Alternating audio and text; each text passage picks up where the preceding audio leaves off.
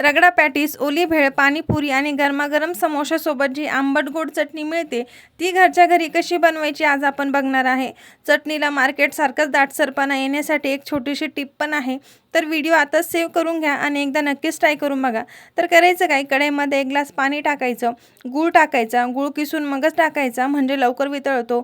या पाण्याला उकळी आली की याच्यात काही मसाले टाकायचे, जसं लाल तिखट टाकायचं, भाजलेल्या जिऱ्याची पूड टाकायची, चाट मसाला, चवीपुरतं मीठ टाकायचं, 1 चमचा विनेगर टाकायचं, मिक्स करून घ्यायचं.